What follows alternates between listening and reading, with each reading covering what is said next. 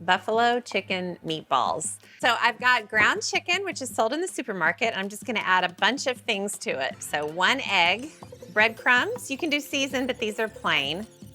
I added salt and pepper. And then I've got really little bits of celery, which of course is always served with buffalo chicken. Garlic, of course. And then the white parts of green onions, sliced really thin. Louisiana hot sauce. So look, this did not take long at all to kind of mix together. It's a little bit more tender than ground beef, so it all really stirs together easily. Okay, really good. So I'm gonna use my trusty scoop, and I'm gonna get about 28 to 30 meatballs out of it. I'll roll them up and put them on the sheet pan. So these are gonna bake at 400 degrees for about 15 minutes until they're totally done. All right, I'm gonna make a sauce. So that is nothing more than butter and more Louisiana hot sauce. So I've got the skillet on medium high, and I'm just gonna cook this until the butter is melted, the sauce is bubbling, and everything just looks orange and wonderful. Okay, so this would be a wonderful time to go grab the meatballs out of the oven. Now I'm just gonna scrape them off of the sheet pan and get them into the sauce. Make sure the sauce is still bubbling. Alrighty, now I'm gonna turn the heat off of the sauce and then look. Just stir them around and get them totally coated. Oh boy, oh boy, oh boy. Delicious, they look amazing. So to serve these, I'm just gonna pile them in the middle of a platter. I love things like this, just saucy and messy and wonderful. Okay, so celery sticks, and then gorgonzola cheese, and then some celery leaves, and a little thing of toothpicks. And then I cannot let this sauce go to waste. I have to pour some more on. Actually, a beautiful platter. It is fun. Just serve this to friends, serve it to your kids, serve it to yourself. I'm making my charred corn 7-layer dip, which explodes with flavor and freshness, and the colors are so pretty together. This is truly in a league of its own. I'm starting with the refried bean layer. I've got an onion and garlic cooking in my pan with some oil and salt. I'm gonna add a can of diced green chilies, which I love for their sour acidity. I'll also plop in 2 chipotle peppers in adobo sauce, along with some of the liquid from the can for that smokiness. 2 cans of pinto beans that have been rinsed and drained. I'll bring it together with 1 1/4 cups of low sodium chicken stock. Season with some salt and stir it up and allow it to reduce until it's thickened to a gravy-like consistency. I love 7-layer dip because sometimes at parties, just chips and salsa or chips and guac aren't enough for me. I want a full meal on a chip, and that's what this gives you. Okay, these beans are thickened and looking fly. I'm gonna blend them up in my food processor now. Beans are the heaviest, which is why they're on the bottom layer. But with those diced green chilies, they actually taste really bright.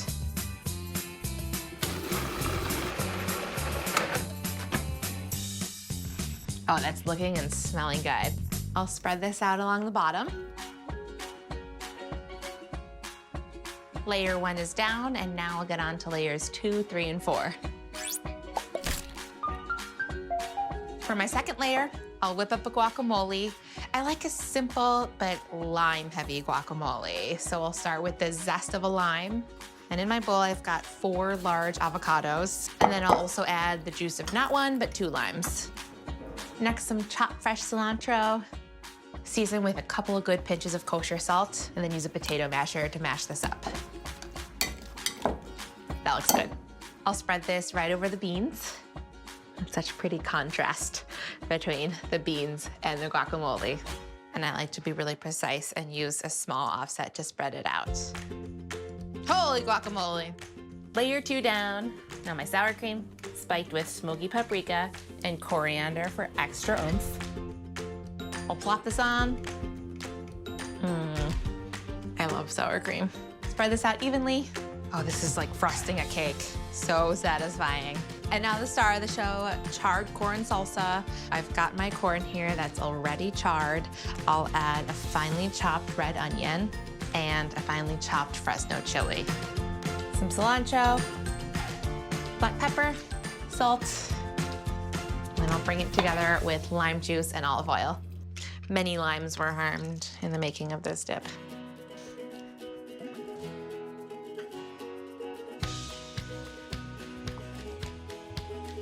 All right, now I'll finish it off with my remaining 3 layers. 5, cotija cheese for milky saltiness. 6, some sliced radishes for a peppery bite. And 7 green onions to make it pop. Could it be? I think I have all of the layers on this chip. Here I go.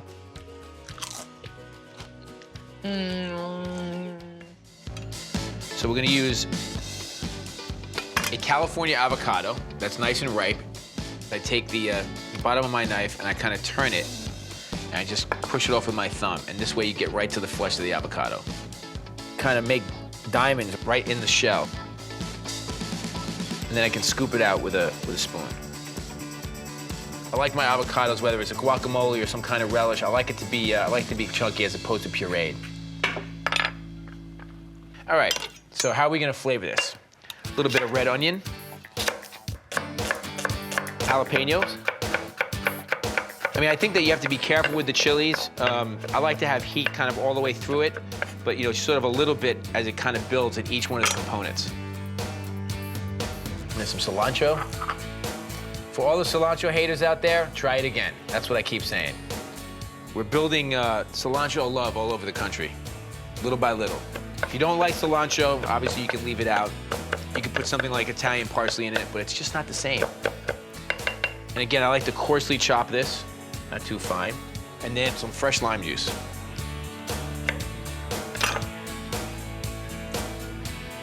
So then I'm gonna take some black pepper and some salt, just with a fork, just gonna mash the avocado. We're gonna keep it nice and chunky. And remember those little tortillas that we had? We're just gonna put a few of these right in the middle.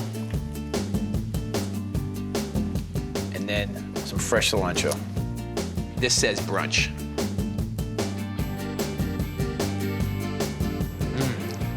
Spicy, creamy, crispy, and very Mexican. I'm gonna start with my dry ingredients, 1.5 cups of all-purpose flour. I'm sifting this into the bowl because I wanna make sure there are no clumps in the mixture. My grandma had a little sifter that would kind of remind me of the Jack in the Box, and you just stand there and kink and kink. I don't know if it made that sound, but in my mind it made that sound. Now to this bowl, a teaspoon of baking soda, leavening agent, and 1 teaspoon of salt. Red velvet is actually a chocolate-based cake, so 1 tablespoon of cocoa powder. Make sure that everything is incorporated. That looks great. Get started on my wet ingredients. To my mixer, I'm gonna add 1.5 cups of granulated sugar, equal parts oil, so 1.5 cups of canola, 2 tablespoons, red food coloring, because we really want that red to shine. I'm gonna use a teaspoon of vanilla extract, basically a capful. I love the flavor of vanilla, but it also intensifies the other ingredients in the cake. 2 teaspoons of distilled white vinegar. And if you have ever had Southern red velvet cake, it has a little tang to it. That's either because we have used distilled vinegar or buttermilk. And of course, it also helps soften up the cake. Last but not least, I'm gonna add the eggs to the mixing bowl. Look at this color. I mean, it's already very vibrant. You want red velvet cake? I'm gonna give you red velvet cake. All right, that looks good. Dry ingredients, haven't forgot about them. I'm gonna alternate between the dry ingredient and some buttermilk to make sure that everything is just really incorporated. So turn the speed on low, a little bit of dry, a little bit of buttermilk.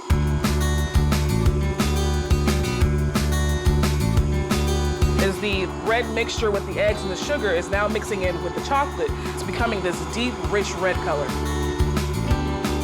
And that is the last bit of buttermilk. And just until the last bit of that buttermilk is incorporated, don't want to overmix. Get my cupcake pans. This mixture makes about 24 cupcakes. And I'm filling each about halfway because, of course, once it bakes, it's going to rise. This is a really gorgeous red.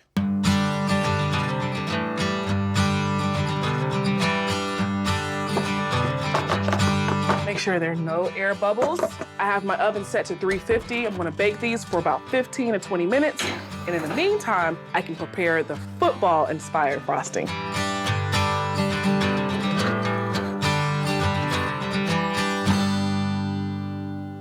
For this chocolate-based cream cheese frosting, I'm using 2 sticks of unsalted room temp butter, 2 8-ounce blocks of room temp cream cheese.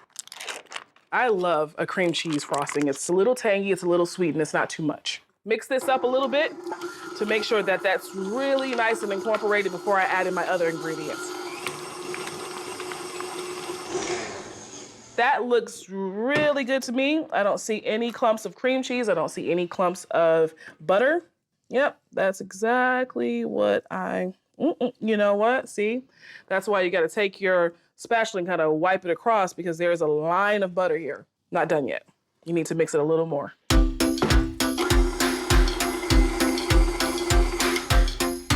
Gotta make this thing sweet. Add in 5 cups of powdered sugar. The consistency I'm looking for is fairly thick because it's going on a cupcake and I want to kind of shape it. Speed it up. 1 more cup. And I also want this to be a little thicker because I'm adding melted chocolate. See how it sits on that attachment? This is exactly the consistency I was looking for. Now, before I add any color to this, I'm gonna put a little to the side because this will be the frosting I'll use for the football stitching. A little more. And that should be enough. 1/4 cup of cocoa powder.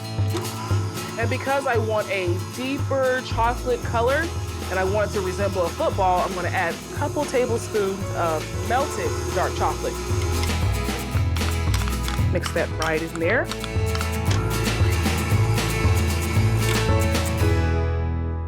About a teaspoon of vanilla. A football to me is a reddish brown color. So drop of red food coloring. There you go. Football-inspired frosting. And it's super thick. They're so pretty. Beautiful red velvet cupcakes.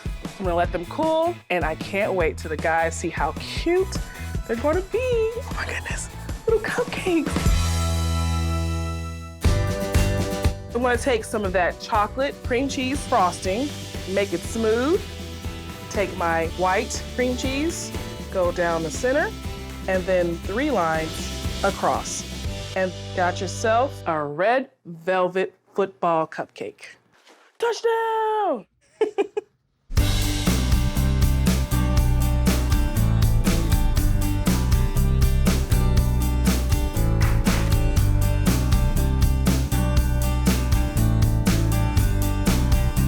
These are done. Gotta get them out to my family. It's the weekend of Pawhuska's homecoming, and this afternoon is the big homecoming parade. Now, Lad and the boys are actually riding on floats in the parade, and I'm gonna head in there pretty soon. I'm gonna make the foundation for a snack they can have after the parade, a big batch of chicken nachos. The boys love chicken nachos, and it's just the thing for football season. I've got 4 chicken breasts, and I'm just seasoning them really well with some taco seasoning and some chili powder. Makes them really spicy. And it's great because the taco seasoning has salt in it, so you really don't need to add extra salt at all. I want the chicken to be as flavorful as possible. The sauce is actually gonna come from what I put on the chicken, so I really wanna lay it on thick. I love chili powder because whatever you add it to becomes the most amazing color, and it's nice and spicy, and that's something my family loves. Now, I've got a skillet with some olive oil that I've been heating, and I'll just get the chicken in. Now I'm just gonna cook the chicken for about 10 minutes total, turning it halfway through, and then I'll move forward with the delicious sauce.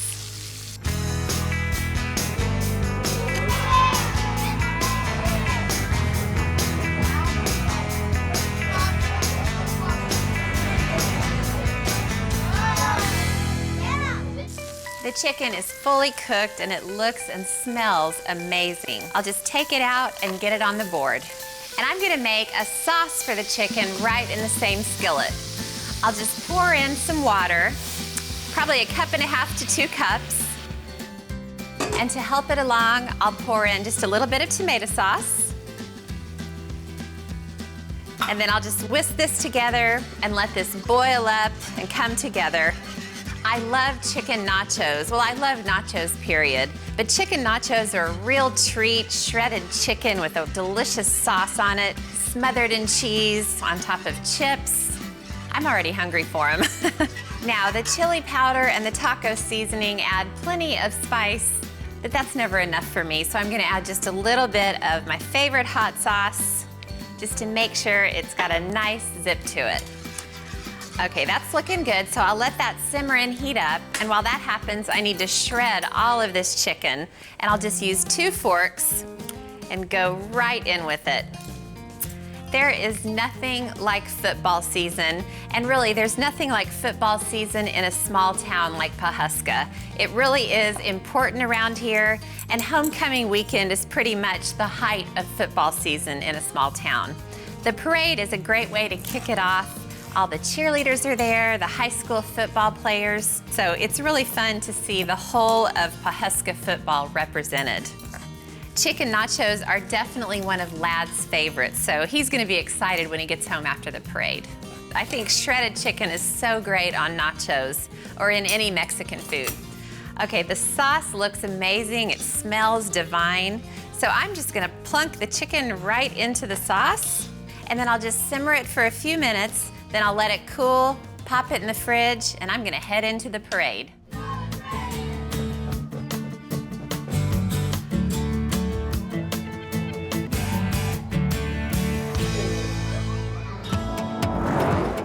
Getting that chicken ready will be a big time saver later. Now I'm actually gonna do 2 versions of nachos, one for the boys and a more embellished one for the girls. They both start exactly the same. A pile of tortilla chips, and then a generous amount of grated cheddar jack cheese. After that comes a layer of the delicious chicken. Then I'll build 2 more layers just like that.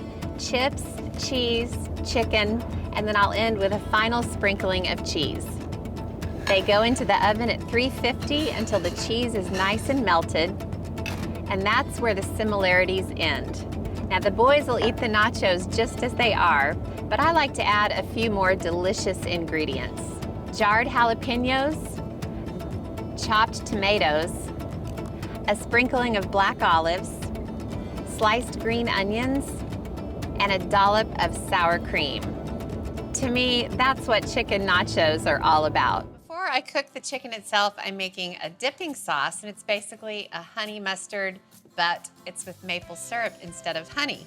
So it's a mixture of mayonnaise, mustard, paprika, and maple syrup for sweetness. I'm gonna get a spoon. So it's a maple mustard. It is basically a maple mustard, which is great for this time of year. Okay, so that's the dipping sauce. Doesn't it look good? Come in It here, looks look at nice this. and glossy. Yeah, and it's not too thick, which I like. All right, so now it's about the chicken. So I'm using chicken breasts that I cut into pieces, and I'm basically gonna do a simplified breading assembly line. So salt and pepper to season the chicken really well, and I'll toss it around. I really think popcorn chicken, the name comes from the fact that when it's all done, sometimes there are little clusters of breading and it kind of looks like popcorn. Okay, so now to kind of do the first coating on the chicken, I'm adding some cornstarch, which always results in kind of a lighter breading or batter, and then 2 beaten eggs.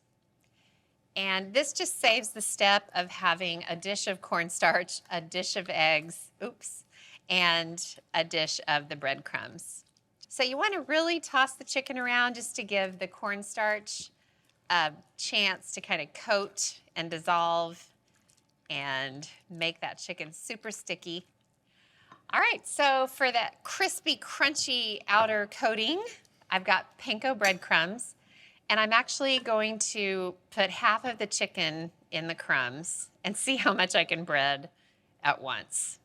I didn't want to add all because that would be a gloopy mess. Just kind of plop the chicken onto the crumbs, and then I'm gonna toss and kind of break them apart as I go so you don't wind up with like one big piece of popcorn chicken.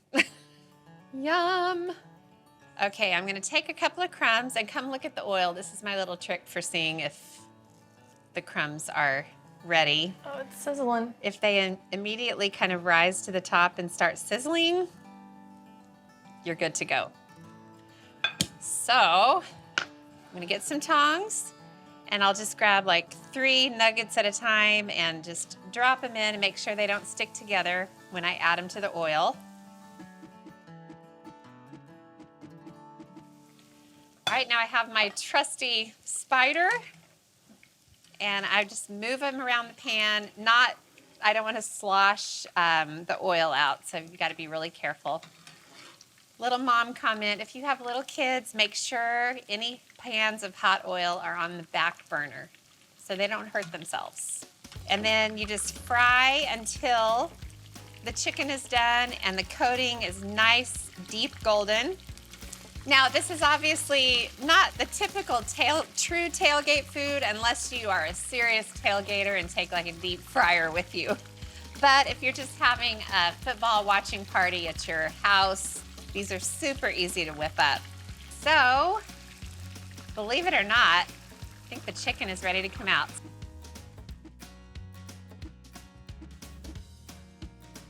All right, and then as soon as you get the popcorn chicken out of the oil, you want to sprinkle on the salt. Delicious.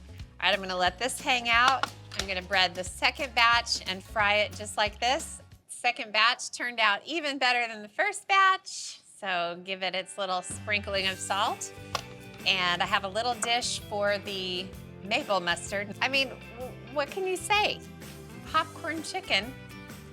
It looks like popcorn, and it's easy to pop in your mouth. Chicken skin is like chicken bacon. It adds so much flavor and crunch. And then I'm also gonna use the chicken fat to brush the potatoes and just add more flavor, and it'll help the potatoes get crispy. I'm gonna transfer the chicken skin to my paper towel. All right, I'm gonna get my potato skins out of the oven. I have some russet potatoes here that I've baked at 400 degrees for about an hour until they were soft. And then I scoop them out. I'm gonna grab a brush, and then I'm gonna brush the potato skins with this chicken fat left over in the pan. This is called schmaltz. It's delicious. So this is not only gonna help the potato skins get browned and crispy, it's also gonna add amazing flavor. I grew up eating potato skins whenever we would go out to eat, except when I was little, I only liked the innards, just the cheese and the bacon. I would scoop them out and leave behind the potato skins. These days, I appreciate the extra fiber. Okay, these potatoes are good and glossy. I'll stick them back in the oven now for a few minutes so that they can get extra crispy. And now I'll get going on my cheesy filling. I've got 2 kinds of cheeses, just for more depth of flavor and different textures. I'll start with my provolone, which will add melty, milky creaminess. And some white cheddar will give it really good flavor and saltiness. I also like adding some sliced olives, which will add that delicious brininess. And some sliced scallions. I'm gonna add the white parts now, and then I'll save the green parts to sprinkle on at the end. And I'll mix this up.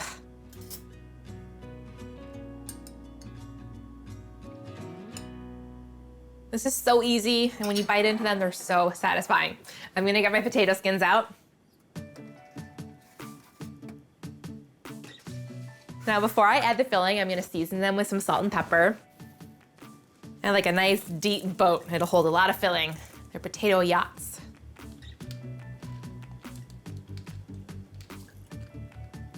And I'll fill these up. And I'm really gonna mound them because the cheese will melt down.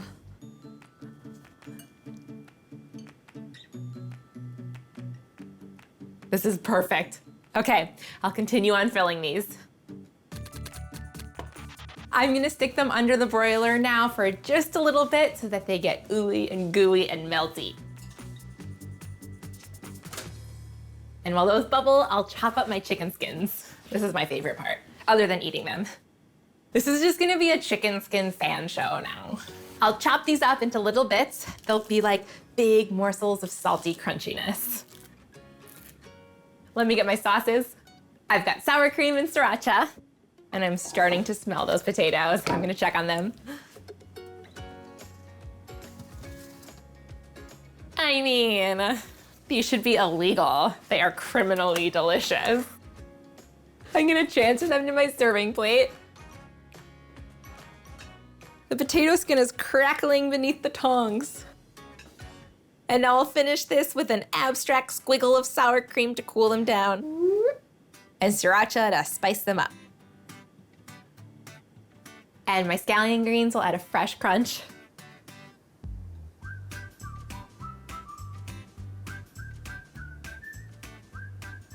And lastly, the star of the show, my crispy chicken skins. Oh, yes. How pretty are those? I don't think Nick is gonna notice if I taste one. Here I go.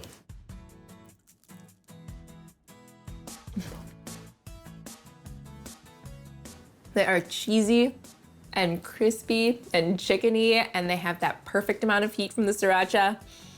Excuse me while I eat the rest of these. So I've already fried a lot of pieces of bacon, took them out, and I didn't even drain the fat from the bacon. I just put the ground beef right in. And I'm just crumbling it to get it started. I'll crank up the heat, and I'm gonna season it with some seasoned salt and pepper. So what I love is that the ground beef is basically cooking in bacon grease, so the finished dip is just gonna have that bacon cheeseburger vibe everywhere you turn. All right, so this is just gonna take me a few minutes. I wanna totally brown the beef, and I'm gonna use this spatula just to break it up as I go. Okay, the beef is totally browned. That didn't take too long. So I'm just gonna try to drain off as much of the fat as I can. There, that works. Okay, I'm gonna let this sit and cool for just a minute, and I'm gonna move forward with the dip. So I've got 2 blocks of softened cream cheese in this baking dish. All right, so the cream cheese is spread. I'm gonna sprinkle on a little bit of pepper just for fun. I have some freshly grated cheddar cheese. I'm gonna add half of it to the cream cheese. And then, you guessed it. Okay, so then I'm gonna add all the beef. And if there's a little bit of juice, that's good. No worries, you don't have to drain all the fat. It's just extra flavor. Oh, how does this look so far? Amazing. All right, now, this is kind of cool. Way to go, It's guys. ruining it. I know. Yes, ketchup. Ketchup. I'm on your side, Mom. Thanks, Paige. You gotta have ketchup and mustard in your cheeseburgers, right? Heck yeah. This is an interesting piece of trivia. Lad never eats mustard unless it's on a bacon cheeseburger. He doesn't eat it on a regular cheeseburger. Worcestershire. And you can mix the ketchup, mustard, and Worcestershire with the ground beef if you want to, or if you just want to take the easy road, just do it all in the pan. And I'm going to add half of the bacon pieces. Yum, yum, yum. And then, you guessed it, the rest of the cheese. This is going to be incredible. Now, the dip is not the only aspect of this dish. Look at what I have over here. Oh no. Oh, Fresh rolls. These are actually frozen dinner rolls, and I let them thaw and rise. And I have some garlic butter. It's just a mix of fresh garlic and butter that I melted in the microwave. So I'm gonna generously brush this butter on all the buns.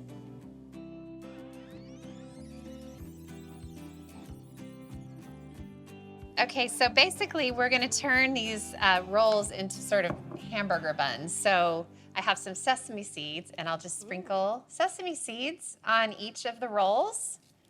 The butter's gonna help them stick. And this is such a cute presentation. It's got a real hamburger vibe with the sesame seed buns. Alrighty, so let's go to the oven, Alex. So the cool thing is the dip and the rolls bake at the same time. So I'll put the dip in and the rolls, and both of them are gonna bake at 375 until the rolls are golden and the dip is bubbly. It's gonna take about 17 to 20 minutes. Okay, let's start with the rolls. Oh my goodness. How cute Ooh. are these? And the dip. Wow. Check that out. What? Oh my. It's not gourmet. It's not fancy. But I want to dive into this pan right now. But I'm going to wait because I have a couple more little adornments. More ketchup, Alex. But closing just my for fun, eyes. just a drizzle. My ketchup don't drizzle. Okay, mustard. And just a little bit. You don't want to have big globs of condiments on top. And then I'm basically going to make this like a deconstructed bacon cheeseburger. So I'll top with shredded lettuce. I don't want to totally cover up the dip though. And some diced tomatoes. You could do slices like you would on a burger if you prefer. Pickles. Oh my Can I get an gosh. amen? Amen. I love this. And then sprinkle on a whole bunch of the leftover bacon. I love it. I think we should try it out right now. Paige, you want to come help me? Yes. Come over here, my child. Because I like ketchup. Get one of these, ooh, garlic rolls. Here, I'll break one in half. Yum. So then- how are you? I say we just go in with a spoon. Oh my Come in here, Alex. gosh. That looks so good. Look at that. Wow. Oh, Oh, I'm just going for it. I'll take some dips from the plates over here. Oh my gosh, Mom, that is so good. Is it good? Mm-hmm. This is really good. I'm making deviled eggs, but they're not any old plain deviled eggs. I'm adding a fried shrimp on top. I am going to let my shrimp sit in the buttermilk and then get started on my egg. Okay, so I have a little bit of salt and pepper that I'm adding to this bowl, which has some buttermilk in it.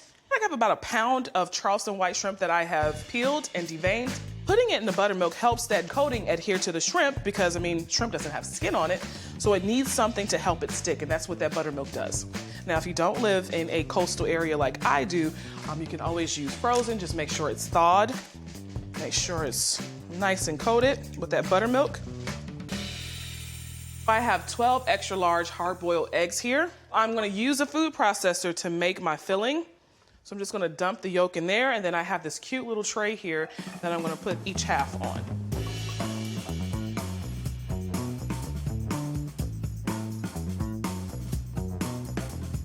All right, so for the rest of the ingredients in here, I have my egg yolk. I'm gonna add a little mayo, it's a really good mayo. A little yellow mustard. You gotta have that yellow mustard in there.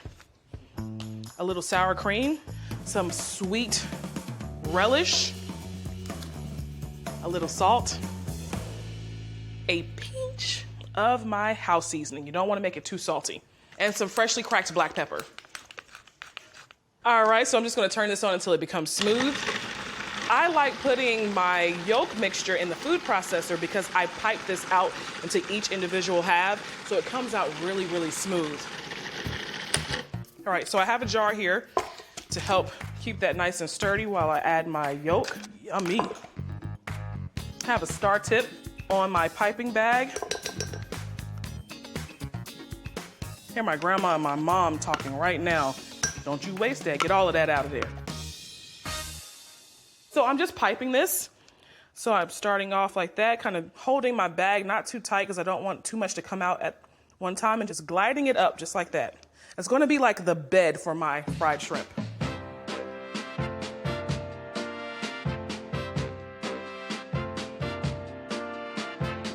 Those look beautiful. Now I'm going to dredge and fry my shrimp. I'm gonna combine 1 cup of all-purpose flour, about a half a cup of yellow cornmeal, and that's gonna make it really crunchy. A little seafood seasoning, and a little extra pinch of salt. Mix it all together. Taking my shrimp that has been sitting in that buttermilk and just dredging, and I dredge the tail as well.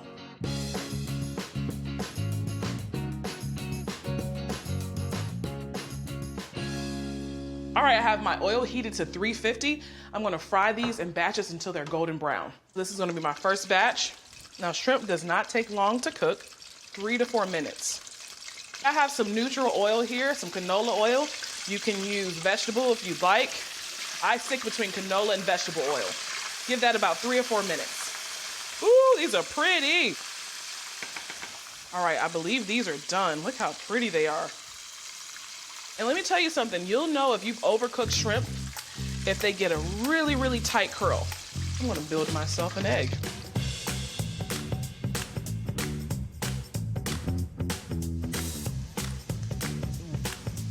Oh, that's really good. It's delicious. Beer cheese. Beer So there's cheese. a lot of German population in Ohio, so I'm using a German beer, German lager, and I'm starting off right here on the grill. Of course, you could do this on the stove. I've melted some butter, and I'm gonna add to it a little bit of flour. So just making a light roux here. And you wanna let that flour cook for about 2 minutes. Let that flour taste come Hey, it's out like of a it. fondue, no? Kinda? Yeah, you Kinda. could say that. It's kind of like a fondue. Fondue, you're wrong. And then I grated garlic. And I'm putting that in there. I like to grate the garlic I for do this too. dip instead of mincing Me it too. because Yeah, Send it it to grater. disperses into the cheese dip more. And Dijon mustard. I always think with pretzels, they need a little bit of They need mustard. mustard. They got mustard. Yeah, yeah. And the Dijon will actually kind of help thicken up this cheese a bit. And now I'm gonna add to it my beer. So I'm using a lager. You can really use any kind of full flavor beer that you like. This is not a time for light beer.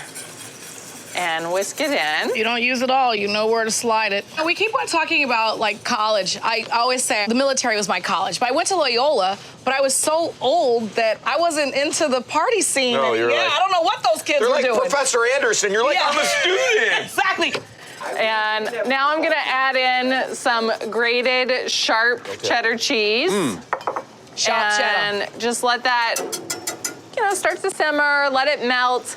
And then at the very end, I'm gonna add just a splash of heavy cream. Okay. This just helps the whole thing come together Oh, I like your splash. That was like a triple splash. Yeah. and let it get nice and rich and thick and creamy. Whisk it up. Oh, man. That looks I mean, you good. gotta have the double dipper for soft pretzels. Cheese base, Yeah. You got a bowl over here. Season it Mustard with base, some you know? salt. Yeah, you do. I'm gonna pep you up. Pepper me up. Give me a little pep. Okay, pass me my bowl. It's the bowl. What other things would you dip a pretzel into? You got can go mustard, sweet cheese. too. You can go like an icing, like Oh, a cinnamon yeah. icing kind of deal. True. You can Delish. do I some like cinnamon mayonnaise, sugar over too. the Yeah. top. All right, come give on. it a taste. Let me know what you think. There you go. We are the soft pretzel connoisseurs here. I am Ooh, from that- the break off the salt faction for America. I'll see, I'm extra salt. I love. like They it gave me all. enough salt. I have a salt dipper next to it. I love that salt. That is Lick it. good. Wow. Wow. What I get? Wow. The pepper. Garlic. The garlic. Yeah. The cheese. It comes, well, it's a cheese sauce. Oh, sorry. So different, both so satisfying, right? That Lot is of so, garlic, like, right? in a weird way, over savory, which is so awesome. That garlic really does some work, Think man. about on like a chilly day, Wow. standing there in the parking lot Oh. with a beer in hand. Today we're gonna make it quick and easy. Carolina barbecue sauce. We're gonna do a tequila and lime, and we're gonna do a really dynamite Asian. Now, how do we make this easy? Well, you take the frozen chicken wings that you get at the store, pop them in the oven, and cook them at home. Cool them down, and then bring them with you come game time. Now, all I'm gonna need to do with these is throw these bad boys on the grill, heat them up, and when they're done, drop them into the sauce of choice. So I've got my wings ready, time to make the sausage. Now, the first one we're gonna work on is gonna be the Asian. These resealable bags work perfect. I like to get the freezer version because they're a lot sturdier. To start off with a little bit of soy sauce and some honey, lime juice. Roll that lime out, make sure you get all the juice from it. Some orange juice. You want to see an orange juice press. Fresh grated ginger, chili garlic sauce for a little bit of heat, a little sesame oil, just a touch, oregano, a little cumin, a touch of cayenne, a little granulated garlic, last but not least, some oyster sauce. Kind of mix this all up together. Now it's time to make the delicious tequila lime. Some lime juice. Fresh is better. Some tequila, some agave nectar for a little sweetness, a little lime zest, and the real lime flavor comes out of the zest. A little cumin, chipotle peppers, smoked jalapeno peppers that sit in a sauce called adobo, which is kind of a spicy tomato sauce. Just a touch of that. A little black pepper, a touch of salt. Dynamite flavors. With that agave syrup on there, it's gonna be delicious. Now we're gonna make one of my favorites, the Carolina barbecue sauce. A little bit of sweetness and a lot of vinegar.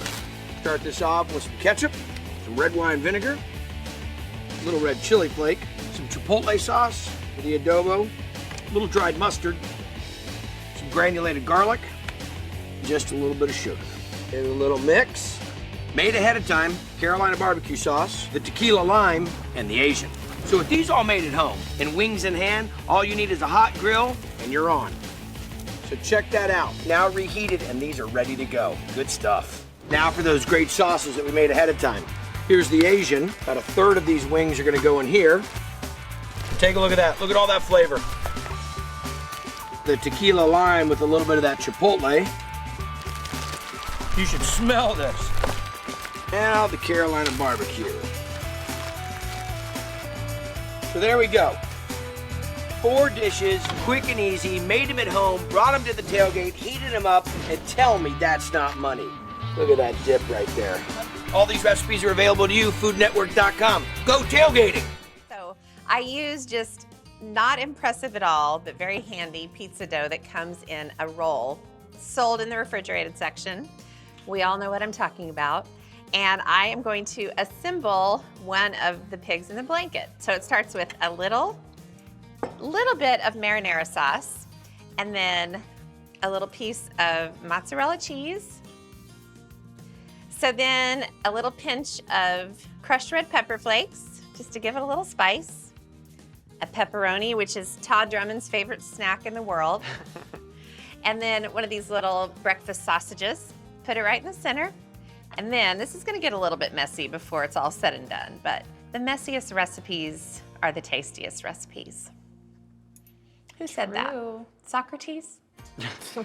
So I'm gonna put it onto the pan and then watch what happens, Paige. Then I'm gonna brush the top with just an egg wash, which is just egg with a little bit of water. And then I have this mixture of Parmesan cheese and Italian seasoning, and I'll just sprinkle a little bit on top for a little crust. I'm gonna do the exact same thing to the rest of the squares of dough.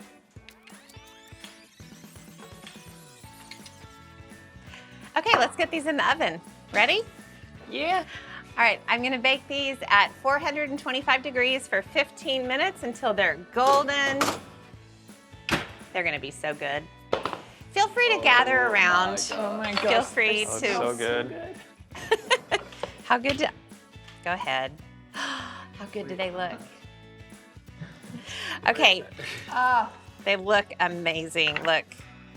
Oh my gosh. Ooh, just perfect. Oh, close-up action. I've got a little dish of, they're very cheesy, and some of the cheese kind of oozes out, and that is just okay. It's nice to kind of see a little hint of what's inside. Okay, I'm gonna keep working and get the rest of these on the platter. Guys. Pizza pigs in the blanket. I've got a little dish of marinara sauce. I'm gonna taste one, ready? So graceful. Mmm. So today we're gonna talk about spinach artichoke dip. It's a go-to restaurant appetizer. You can recreate this ooey gooey starter with very few ingredients and even add a little kick. This is my spicy 5-ingredient spinach artichoke dip. Let's get started. So I've already got my 5 ingredients out and my oven is preheated to 375 degrees. Now, 5 ingredients: spinach, artichokes, whipped cream cheese with chives, sour cream, and shredded pepper jack cheese, okay? That's all we need to make this dish. I've got my pan. I'm gonna turn it on and get it ready to go because we're gonna saute some of this baby spinach. We've got a nice jar here of my artichoke hearts. I've got them marinated in oil because it's, you know, when you're doing 5 ingredients, you really need each ingredient to come with more than just one flavor profile if you can. It needs to come in and pack a punch. So if you can see right here, all that flavor that's going on in here, I'm just gonna drain it out. And I'm gonna maximize my ingredients. That flavorful marinade that's in there, I'm gonna use some of that to cook my spinach. So about 3 tablespoons. I know I'm holding on to my measure, but about 3 tablespoons. And then I've got a big old, what we like to call in the business, the clam shell of love. It's baby spinach. You get more than you think that you're gonna need. Same thing with mushrooms because it cooks down really, really fast. And what I like to do is just kind of get it in batches because then you can kind of work it around and make sure everything hits that heat and starts to wilt for you. And you'll start to see it get really, really, really bright, you know, just kind of like as if you were blanching it. And then all of a sudden it starts to wilt. You got a little bit more room. As soon as you start seeing some space in the pan, you can start adding some more. Now, also smart to hit it with a little bit of salt. That doesn't count in the ingredient count. Salt and pepper and usually like the fat, you know, if it's like olive oil or something. But I decided not to use olive oil. I mean, we've got the oil in there that's marinating the artichoke hearts. When I was growing up, my mom used to always have these soirees at the house. And she wouldn't make like artichoke dip. She would just get like the real raw artichoke, slice it in half, broil it, deliciousness. All right, more in. See, we're so healthy. We're gonna eat all the spinach. All right, so I'm gonna move this around. A little bit more salt helps wilt it down. Plus, we like to season every layer. I used to go crazy in the produce section, making sure everything is like pre-washed. I'm like reading those labels like crazy, so make sure you read the label. All right, so we've got our artichoke hearts while we're waiting on everything to wilt down there. I'm just gonna give them a nice chop. Just come in and be random. Gonna mix it all in together with the other ingredients, our cream cheese, a little shredded pepper jack. And I do that because you know, like I said, few ingredients, they gotta come through with a flavor profile. Boom. All right, so I'm gonna get these into my bowl. Coincidentally, if you didn't know, artichokes, super delicious and tasty, but the center of an artichoke is called the heart. It's the meaty center. It has like a rich, deep taste. All right, so now look at our spinach. It's getting to the point where we don't want it to burn or get dark brown and oxidize. And every once in a while, I'll even chop it down a little bit, but this is baby spinach, so right into the bowl with those artichokes. Get that in there. I'm gonna add 8 ounces of whipped chive cream cheese. I used to use, you know, regular cream cheese, but whipped cream cheese is just what it sounds like. They've aerated it, so it's a lot softer and you don't have to do that whole defrosting thing and leave it on the counter so it becomes pliable. It just comes right out and ready to mix into your recipes. All right, a little bit of sour cream. A 1/4 cup of sour cream is going in. And then our final ingredient, which is 8 ounces of pre-shredded pepper jack cheese. Got a little bit of fire in there from the pimento. Just come in and just mix it all up. Hit it with a little bit of pepper if you feel like it. I'm starting to smell the artichokes. Now remember, the oven is at 375 degrees. This is gonna take around 20 minutes. So 375. Is what I've got the oven at. I've got my little serving dishes here. Now you can use an 8x8, you can do ramekins. This all just depends on the party you're throwing, you know what I'm saying? You can double this and make a big old 9x11. I'm gonna clean that up. But this gets in, try and be even. And then I'm just gonna use a spoon to level off everything.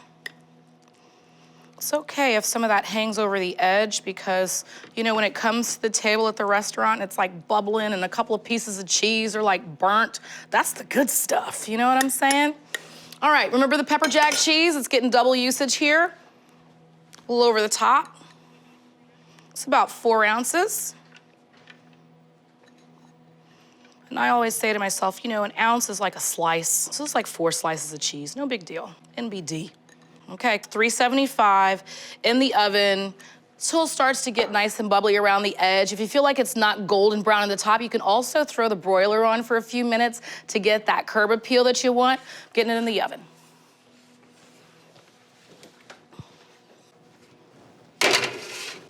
Meet me back here when your dip is ready.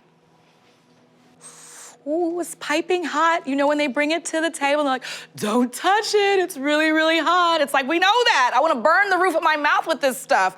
All right, I love serving this with tortilla chips, just like at the restaurant. If you want, you can put your tortilla chips in the oven on warm. That's anywhere from 150 to 200 for like 5 to 10 minutes. Just when you start seeing them glisten and the oils are coming to life on the inside.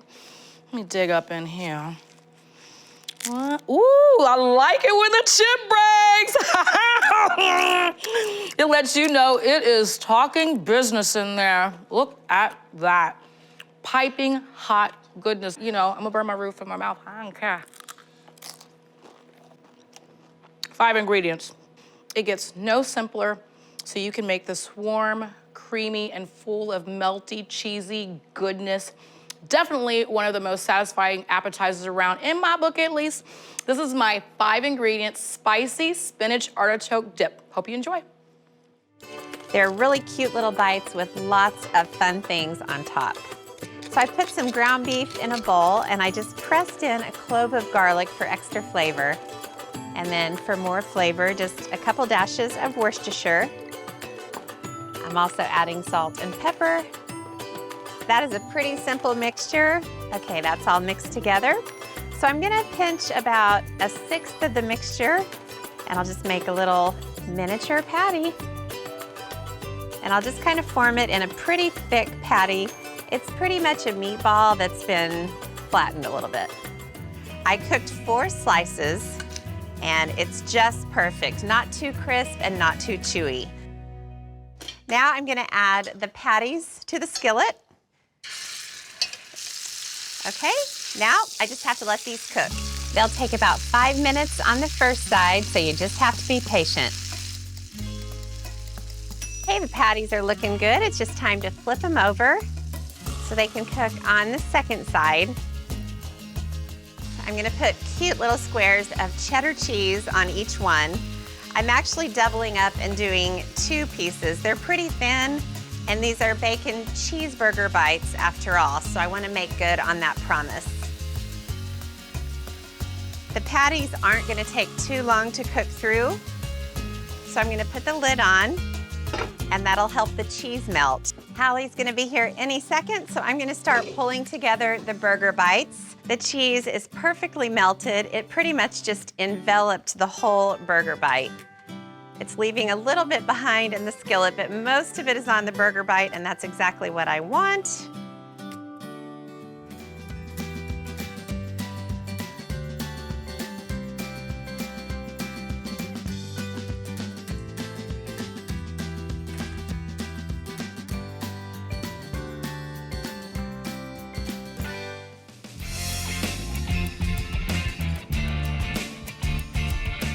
I've got some leeks that I'm gonna be sauteing here in a second with some cremini mushrooms, but I'll show you this little leek technique.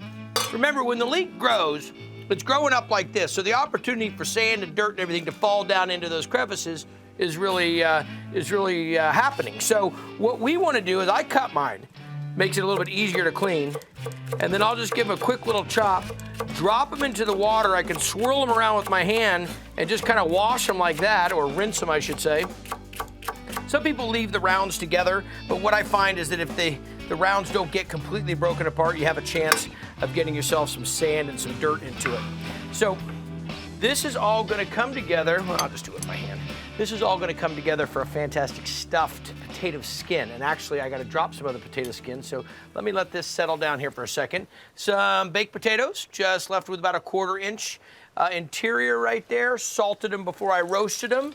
And we'll drop them in 350-degree oil. And yes, I want these to almost get like a hollowed out French fry, okay? Almost potato chip-like, because we're gonna be throwing in some brie cheese, prosciutto, and some mushrooms and all that. Drop these in. Set this aside. Creminis, my favorite. I'm telling you, one of my favorite mushrooms. I can't say it's absolutely my favorite, but it definitely is one of the best. Really nice and meaty. Lots of really defined mushroom flavor, and we're gonna cook these down with these leeks. It'll work out perfect. Okay.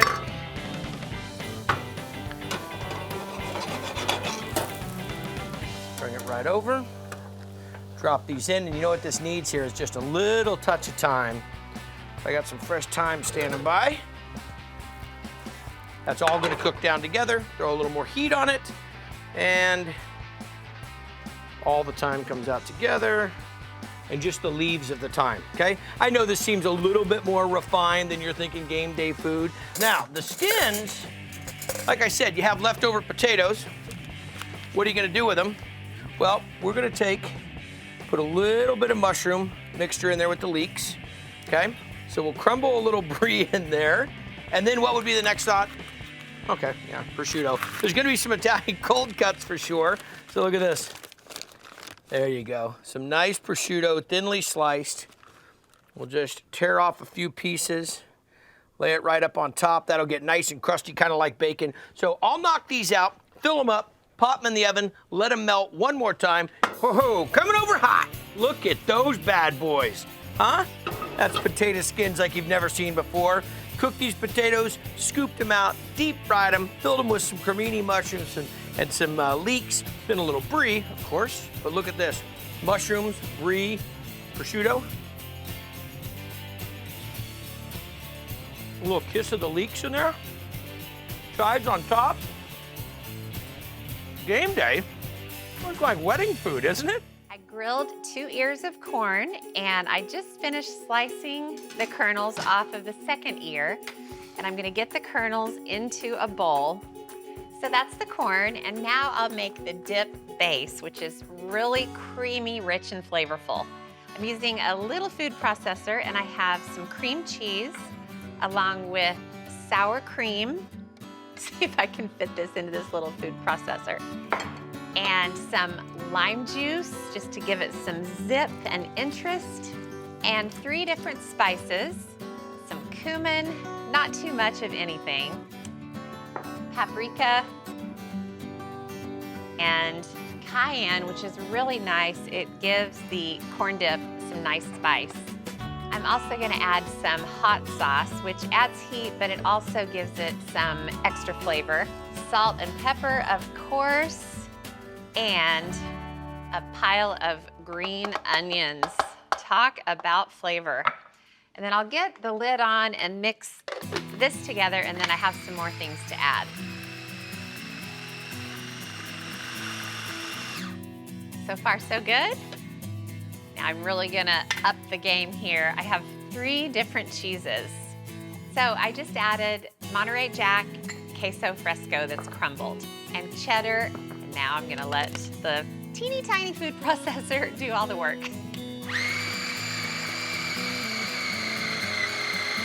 Okay, I think that looks great.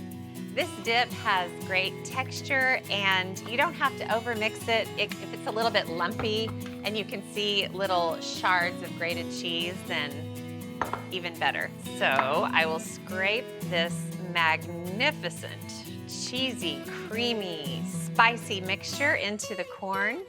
This is such an amazing dip. Okay, got my little serving bowl. Delicious. And then I'll garnish with whatever I have left on the board. Some more queso fresco, a little green onion, and some cheddar cheese. Oh, okay, that is the corn dip. It looks so good. I'm putting the roasted corn dip right in the center. I've got chips, veggies, peppers, pickles. Oh, it's so pretty. So this is dip number 2. It's green goddess dressing, and the processor does all the work. I threw in 1/2 cup each of fresh parsley leaves, fresh dill and sliced chives. Then I added a tablespoon of tarragon, the juice and zest of a lemon, a minced garlic clove, some salt and pepper, 2 medium diced avocados, a cup of mayonnaise, and a cup of sour cream. I turned on the processor, kept going until it was deliciously smooth, then tipped it into a bowl, making sure to get every last out of this world drop. Okay, and then this is dip number 3. I think I saved the best for last. It looks simple, but boy, is it incredible. This one is whipped feta. All I needed was my processor, a cup of Greek yogurt, a cup of crumbled feta, 4 ounces of softened cream cheese, and a splash of heavy cream. I processed it until it was smooth and creamy and scraped it into a bowl, disciplining myself not to eat it. Then just garnished it with some dill sprigs. Doing these jalapeno peppers, they're gonna be going to a stuffed jalapeno pepper. Now I'm gonna do it with sausage and 3 different cheeses. The ribs are actually the hottest part of this, but I'm making like a little boat inside of this. Now check that out, okay? Now I'm using the big jalapenos, and I'm throwing them on this roasting pan, and what I'm gonna do is pop them in the oven for like 5 or 10 minutes and let a little pre-cook go on these. Because if I put the sausage and cheese mixture in there, by the time these jalapenos cook to where they're kind of nice and sweet and roasted, it's gonna be forever. I'm using a different variety of cheeses here. I got some mozzarella, of course, Italian, you got me. A little mascarpone, that's the interesting one, and a little Parmesan. If you don't have mascarpone, you can go cream cheese. But I like the mascarpone because we got some peppers here. They're gonna be kind of spicy, yeah. And the mascarpone has a little bit of sweetness to it, so the sweetness of the mascarpone will go along well. So that in a big bowl. Let me see if I'm ready here yet. I'm really about keeping that pan not quite hot enough. You see how it's not giving me a big shh, cranking the heat all the way, but we'll just wait a second. Let's get the mozzarella down. Now the mozzarella, these cheeses will get mixed together. After I cook this sausage with some red bell pepper and some of the onion, what's gonna happen is we'll let it cool and then we'll mix it together to stuff the peppers. A little bit of Parmesan. That's good. It's about 2 to 1 on the mascarpone to everything else. Now you see a lot of times mascarpone being used in what? Yeah, tiramisu, one of my favorite. You know, I don't have a lot of desserts that I enjoy, but that's really my favorite with the lady fingers. Ah, it's great. Now you see it's a little bit hard, so I'm gonna give it a chance, move it around a bit, just bringing it out of the fridge and just give it a chance to soften up so when I mix it all together. And then I've got this sweet Italian sausage, which I've got some red bell peppers and some garlic and some onions. Cook that down. Now this is kind of about room temperature. The reason is I want to cool it down. Don't want to melt the cheese putting hot sausage in it. And I also don't want to put this hot mixture into these peppers. So I kind of mix this around a little bit. I kept all the cheeses out to kind of let them soften up so I can move them together a little bit easier. Okay. So you get this mixed together. Now grab one of these peppers. Now these peppers, like I said, I popped them in the oven for about 10 minutes to soften them up, also to make them so, you know, it's not so crunchy when you bite into it. By the time this mixture gets hot, because the cheese is gonna melt real quick, sausage is already cooked, so by the time it gets hot, it won't have enough time to cook the pepper. So kind of mold it in like that, not too much cheese, don't want it flowing over and burning on the pan. Kind of a nice little mold like that. So there you go, bunch of them to fill. Little tedious to stuff all these the whole time, but well worth it, especially when you're doing something like poker night. Take a look at them. I'm just gonna put them in. Now what's gonna happen is I've got the oven at 350, but now I'm gonna turn it to broil. Keep it a little bit off of the broiler. If I put it right up underneath there, boom, I'm gonna burn. So I want this to cook it all the way through, or gotta warm it all the way through, but put a nice crust on it. So we'll hit it up to, I think medium broil should work. These jalapeno poppers, look at them. I mean, this is the way they're supposed to be done. You've got mascarpone cheese, you got mozzarella, Parmesan, done with the sweet Italian sausage, some pepper, some onion, some garlic. Still a little bit of bite to the pepper. These are not the sliders that you think. So I started sauteing some onions in a little bit of vegetable oil, and I'm adding some ground beef. And instead of forming them into individual patties like you would normally see sliders, I'm going to cook all the ground beef together, crumbling it as I go. Okay, so I'm just gonna cook this for about 4 minutes until the beef is totally brown. All right, the ground beef is pretty much brown, so I'm going to add some Worcestershire sauce just to make things a little more interesting. I'm gonna add some more pepper. I want the ground beef to be super flavorful, and you can actually doctor this up with hot sauce. You can add like a little bit of barbecue sauce to the meat if you like that kind of thing. All right, so I'm gonna turn the meat off, and I'm going to make a little sauce for the sliders. So what's your favorite condiment for burgers? Mayo, ketchup, and mustard. Well, you're in luck, Mauricio, because I am making a mixture of mayo, ketchup, and mustard. Whoa. Not gonna put it on separately. I'm just gonna stir it all together. And again, you can have some fun with this. You can add hot sauce, barbecue sauce. Okay, so look at this. It's called muscanaise. So these are slider rolls, and they come all stuck together in a package.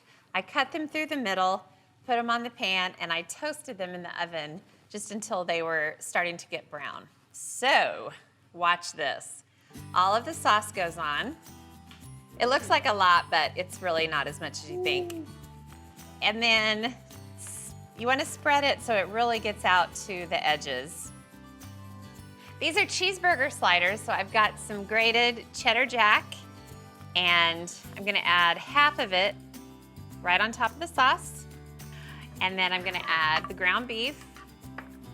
It's just like one big sandwich, and then I'm gonna bake it and cut it into individual sliders. And it's really packed on here, you guys. That's the way I like my sliders, nice and beefy. That's right. Same. All right, so basically you wanna spread the ground beef just kind of so it's on an even layer and it goes out to the edges. And then the rest of the cheese goes on. And then my favorite part, which isn't that revolutionary, it's just my favorite part. Pickles! Yes. No. And I love yes, and what I like to do is just do a slice kind of over each section. Okay, so then, as you can imagine, the top goes on, and I'm gonna give it a little bit of a press. And then I have some olive oil, and I want to show you what I'm gonna do to the tops of the buns. I am not content just to put naked buns in the oven. I have to doctor them up. Naked buns are not my thing. Everything bagel seasoning. Oh. Interesting, right? Yeah. It just kind of gives the buns a little bit of interest. All right, let's put them into the oven, Alex. Come along.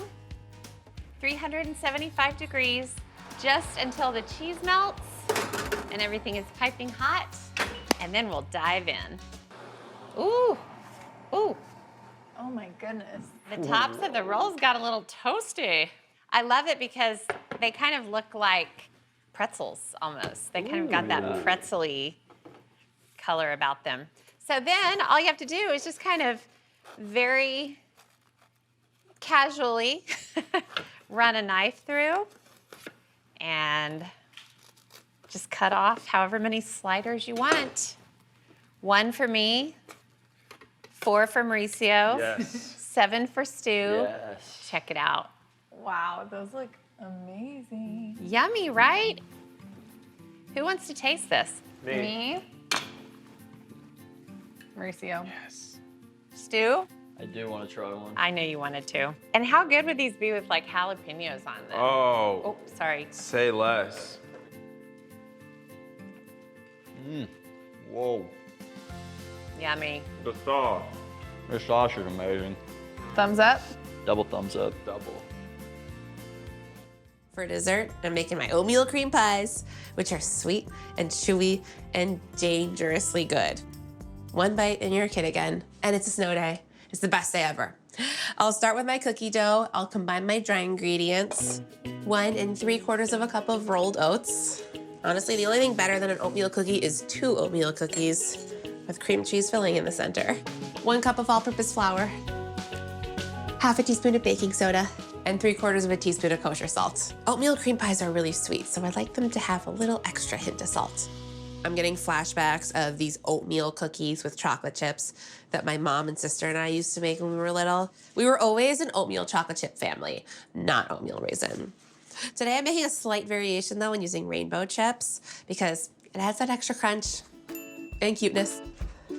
Okie doke, dry ingredients are combined. I'll get 1 stick of softened unsalted butter, pop it right into my mixer bowl, and add 1 1/4 cup of light brown sugar. Brown sugar in a cookie makes it extra chewy and molassesy. And I'll cream this up until it's fluffy.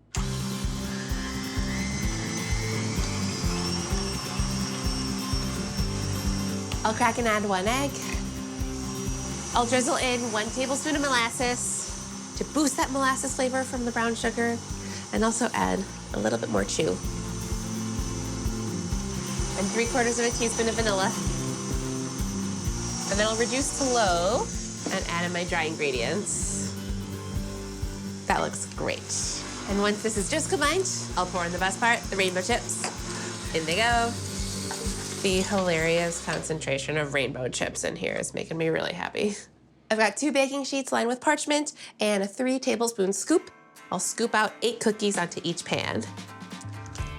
So I think I read somewhere that Grand Forks is the #2 coldest town in America. We have days where it's 40 degrees below zero. They literally tell you on the news, don't go outside. And I'm like, heck yeah, I'm gonna bake cookies and watch ice skating. Those are my favorite days. Okay, last cookie going on. These are ready for the oven. I'll get them in at 325 for 12 minutes. And in that time, I'll get going on their creamy filling. I can't wait.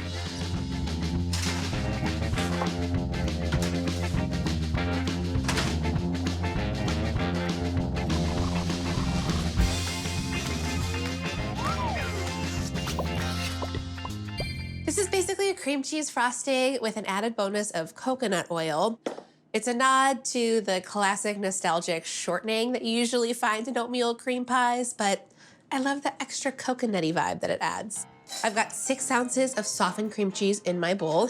The tanginess is what keeps me going back for more bites. Half a stick of softened unsalted butter, and a 1/4 cup of unrefined coconut oil at room temperature. I'll beat these together. Okay, that's combined. I'll mix in now 1 1/2 cups of powdered sugar.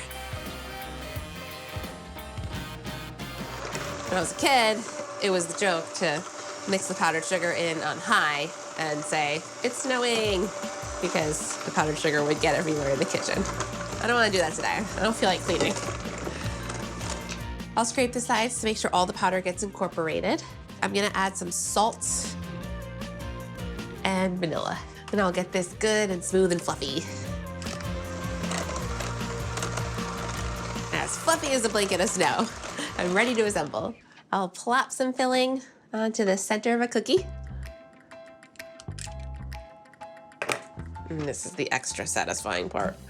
I'll sandwich it with another cookie, squashing it down so that the filling reaches the edges. Now this filling is really soft, so these need to set up in the refrigerator, but I like them there because a cold cookie is a really good cookie. Okay, I'll keep on assembling.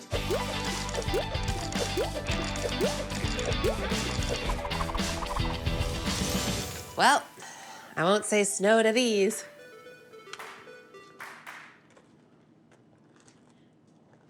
Oh, they're so chewy and those rainbow chips are crunchy. This is a sweet sandwich of comfort if I ever had one.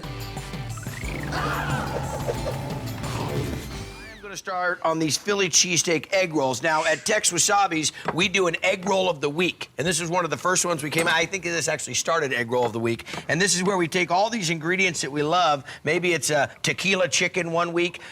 But the week that I came up with it, it was this. It was Philly cheesesteak. So not exactly how we do a Philly cheesesteak, because I'm putting some, red bell peppers in it and so forth. The greens fly into it. And I have got some roast beef, some really nice thin sliced medium rare roast beef that'll go in.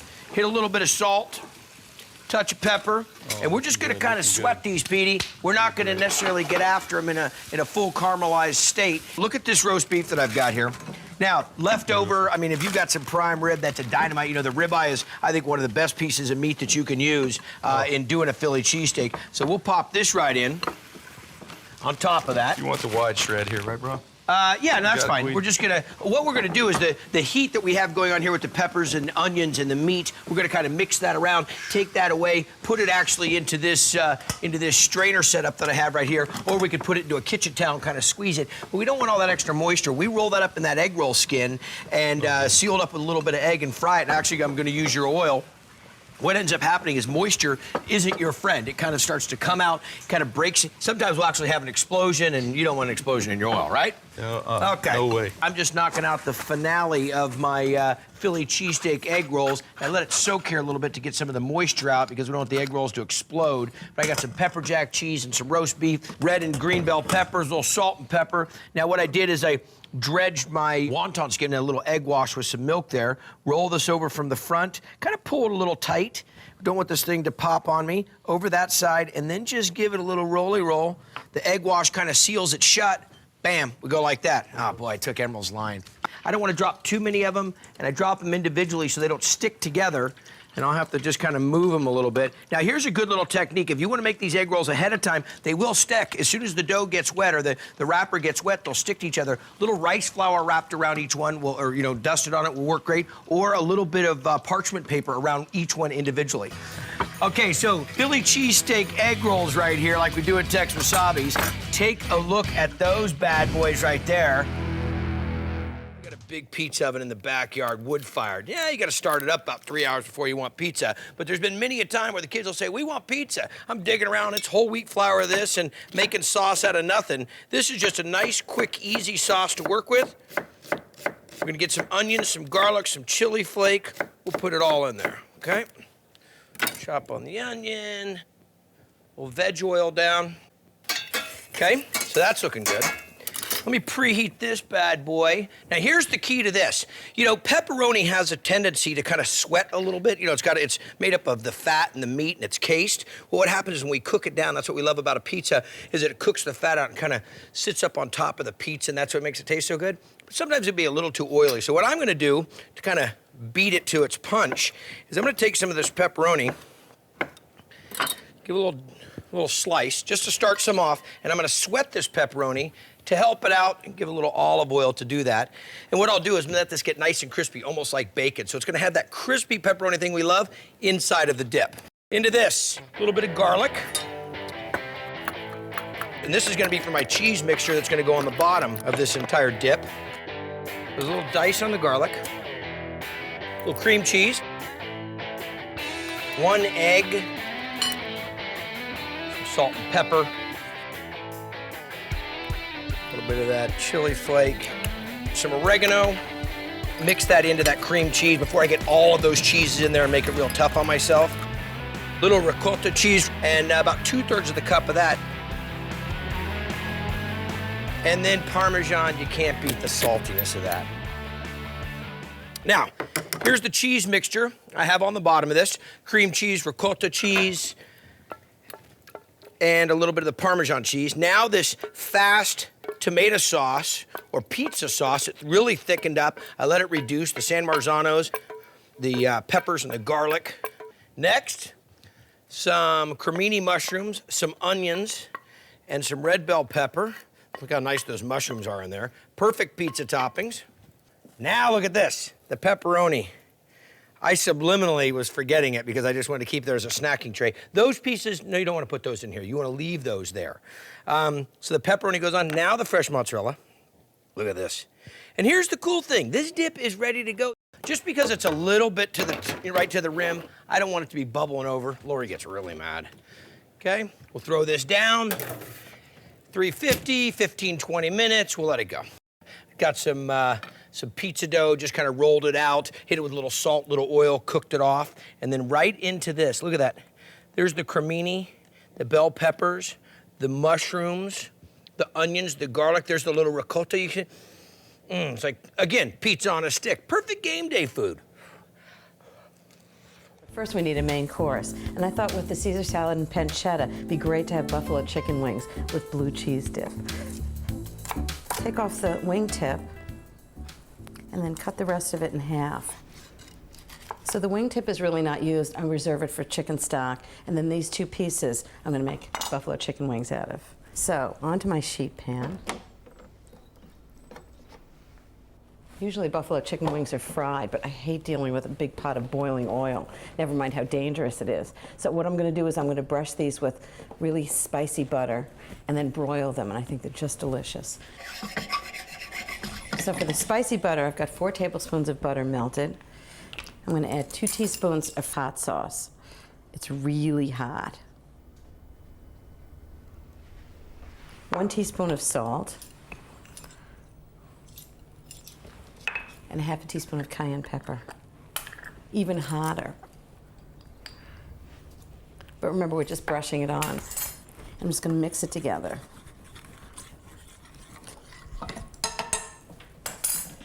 And brush on the chicken wings. So I'm serving really spicy chicken wings with a really cool blue cheese dressing as a dip. And it's always traditionally served with celery, which is sort of cool and crunchy. It's such a great combination. So I'm gonna broil these for 8 minutes. Then I'm gonna turn them, brush them with more spicy butter, and broil them for another 4, and they'll be delicious. Great. And while that's happening, I'm gonna make the blue cheese dip.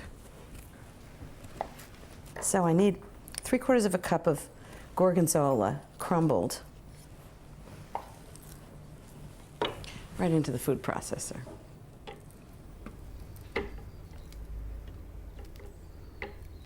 Okay. 1/2 cup of mayonnaise.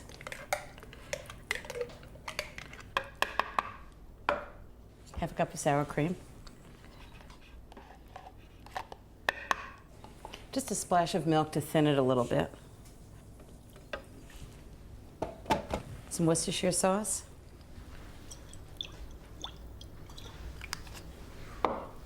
Some salt and pepper.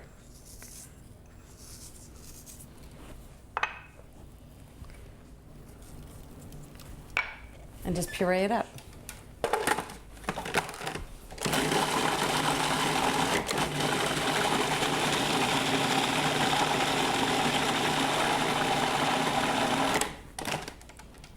This is a great dip, not just for buffalo chicken wings, but also for fresh vegetables. Oh, it's wonderful. Great blue cheese flavor, and the Worcestershire sauce does a lot for it. And I think the buffalo chicken wings are ready.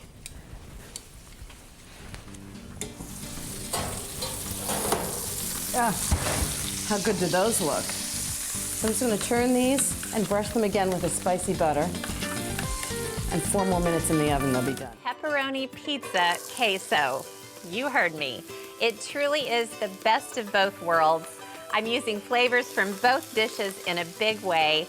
This is truly the perfect dish for game day, and my family happens to be hopelessly devoted to it.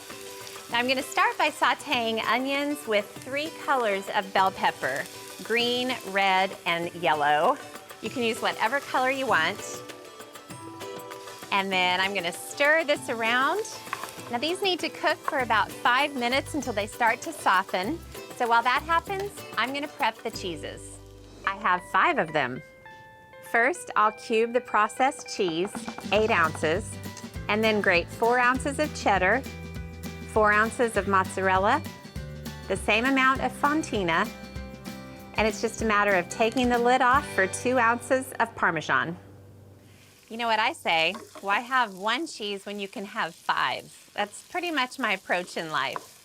Okay, the onions and peppers are nice and soft, so I've got a couple of more non-cheese things to add. I've got a can of diced tomatoes and green chilies. I didn't drain it, it's juice and all. And a small can of diced green chilies, just to really drive home that queso flavor. Now I need to stir this around until it totally heats up before I add the cheeses. I would say game day food is probably the #1 category of food in my house. It's a favorite of Bryce and Todd's for obvious reasons. They are high school athletes. We're getting close to football season, and boy, are we excited. Okay, this is all hot. So I'm gonna add the first cheese, the most important cheese in my opinion when it comes to queso. It's this good old processed cheese. And you've just gotta have it to get that really creamy queso consistency. It's really unbelievable to me that Bryce is already in high school football. He's a junior. That means he only has 2 more years left of high school football. And by the time Bryce goes to college, Todd's just gonna have 2 years left. So the time is ticking away. Okay, the first cheese is just about melted. So now I can add the rest. The sharp cheddar and mozzarella and fontina. And then finally some grated Parmesan. And then I just need to stir until all the cheeses are melted. When you start out with melting the processed cheese, it just kind of sucks that other cheese in and melts it almost instantly. Oh, wow, this is looking fantastic. Now I can tell it needs just a little bit of thinning out. So I've got some room temperature milk on hand, and I'll just add about 1/4 cup or so, and I'll stir it until everything's melted and everything is hot and bubbly. Okay, almost there. It's looking great. So this would be a good time for me to add a couple more things. Some diced fresh tomato and some diced pepperoni. Here's where the pepperoni pizza comes in. Now for a little spice, I'm also adding some diced jalapeno. I scraped out the seeds and membrane so it wouldn't be overpowering in terms of spice. Wow. This is my kind of queso. I don't like queso that's kind of too plain, too much of the cheese. I like it to be really chunky, and look at this. Look at that texture. Ooh boy. I've also got some fresh oregano, and I'm just gonna take the easy road and tear off little pieces. Okay, stirred in the oregano, and I think that's just the perfect amount. So now it's about serving this up. You wanna make sure it is piping hot when you pour it into the bowl, because you want it to stay hot and not set up immediately. I got that pretty full. I want to garnish the top and make it pretty, so I'll add a few more diced tomatoes. And then some more of the diced pepperoni, just so you know what this is. And to make things extra pretty and extra tasty, I'll tear some basil leaves over the top. Emphasis on over the top. Now, you can serve anything with the queso. You can do chunks of French bread.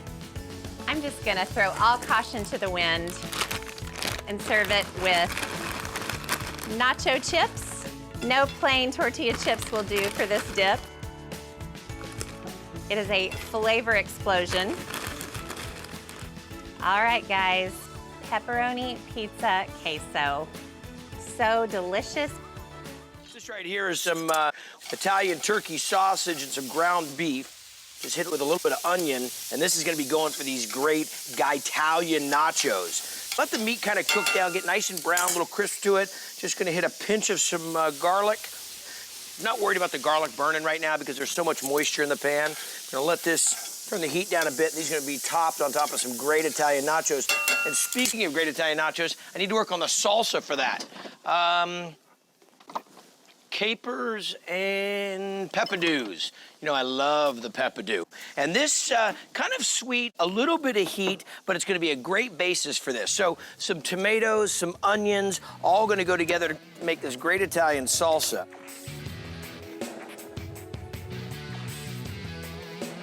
Go ahead and dice these up. Peppadews in the bowl.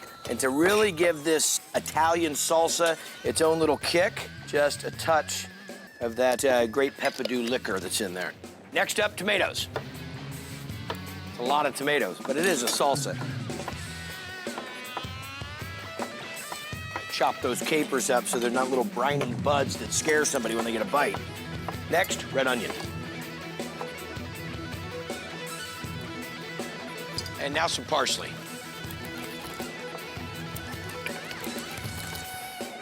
Parsley's done. Okay. A lot of chopping here on Big Bite, I know, but it always makes it worth it. And this going on top of the nachos is gonna be dynamite. Okay, a little more garlic. some salt, fresh cracked pepper, and let's give this a little mix.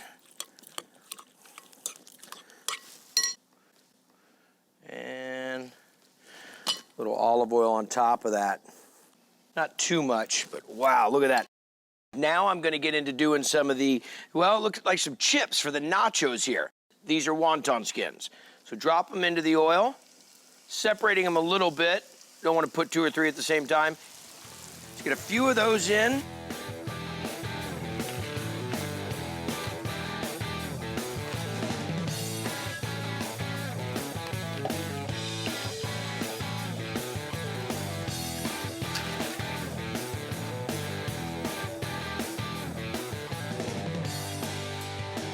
It's the layers that really make this work. You know, it's not just put down a bunch of chips and clump everything on top. Take the time, stack the chips nicely, get the meat on there evenly, and these are really gonna come out great. So when people grab them, they get one that really has kind of everything to it. All right, these bad boys into the broiler. Now, keep an eye on them because those skins have already been fried. They can go really fast. Oh, looks dynamite. Sprinkle that on the top. Then, like you do in an Italian style, gotta have some salami. Say julienned up some salami, some green onions, some nice color in there. Of course, some basil, a little Italian parsley, and for some of that fresh bite, how about a little bit of pepperoncini that's diced up? Oh, excellent. I feel really strongly about guacamole. I know you don't hear that a lot. But I just think usually it's this puree of avocados that doesn't have a lot of flavor. And I just think it's got to have lots of flavor and be really chunky. This is how you take the pit out of the avocado. Just like that. These are perfectly ripe. You want them so that they're bright green.